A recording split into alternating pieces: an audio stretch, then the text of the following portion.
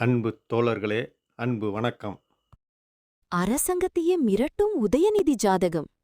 இவருடைய ராசி மற்றும் நட்சத்திரம் இவர் அரசியல் பயணத்தை எப்படி மாற்றப் போகுது? வாங்க இந்த ஜாதகத்தை ஆழமா பார்க்கலாம். இவருடைய வெற்றிக்கு பின்னாடி இருக்கிற அந்த ரகசியம்தான் என்ன? உண்மையில இவர் கும்பலக்னம், 6ஆம் இடத்துல செவ்வாய் நீச்சம் பெற்றிருக்கு. இந்த செவ்வாய் வக்ரமாக இருந்தால் நீசம் அடையமால் உச்ச பலனைதான் தரும். இப்போ செவ்வாய்க்கு வீடு கொடுத்த சந்திரன் ரிஷபராசியில் உச்சம் பெற்று முழு நிலவாக இருக்கிறார். இத்தனால் தான் செவ்வாய் கிரகம் ரொம்ப பவர்ஃபுல்லா இருக்கு. இந்த பலத்தை வச்சுதான் அவர் எல்லாரையும் மிரட்டி வச்சிருக்காரு. இப்போ ஒரு ஜோஷியர் என்ன சொல்றாங்கன்னு பாருங்க. உதாரணத்துக்கு நமது பிரதமர் மோடி அவர்களின் ஜாதகத்தை பாருங்கள்.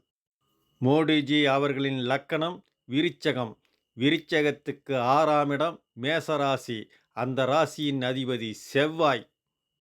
செவ்வாய் ஆட்சி பெற்று இருக்கின்ற பொழுதே நமது பிரதமரை கண்டால் உலக நாடுகளே மிரளுகிறது. உதயநிதியின் ஜாதகத்தில் செவ்வாய் நீச்சமாக இருந்தாலும் வக்கரம் பெற்று இருக்கிறது. வீடு கொடுத்த கிரகம் உச்சம் பெற்று இருப்பதால் இவர் ஏன் மத்திய அரசையும் மாநில அரசையும் மிரட்ட மாட்டார்? இவருக்கு சனி தசை நடக்குது. சிம்ம ராசியில் சனி பகவான் இங்கே திக்பல பெறுகிறார். ஆனால் 2026ல சிம்ம ராசியில கேது இப்போ சனி கூட சேர்ந்து பயணம் செய்யறாரு தெரியுமா? கேது நம்ம வாழ்க்கையில எப்படி புரட்டத்தை கொண்டு வராருன்னு உங்களுக்கு தெரியுமா? சனி பகவானும் கேதுவும் ஒன்னு சேரும்போது அது நமக்கு சில பெரிய சாவல்களை கொடுக்கும். கஷ்டத்துக்கு அப்புறம் ஒரு பெரிய வெற்றி உங்களுக்காக காத்துட்டு இருக்கு. இப்போ ஒரு ஜோஷியர் என்ன சொல்றாங்கன்னு பாருங்க. ஒரு உதாரணத்துக்கு ஒரு நிகழ்ச்சியை சொல்கிறேன் பாருங்கள். 2018-19 தனுசு ராசியில் சனி பகவானும் கேது பகவானும் இணைந்து பயணம் செய்தது. அப்போது உலகத்தையே மிரட்டக்கூடிய கொடிய நோய் கொரோனா என்ற நோய் பரவியது உலகம் பூரா.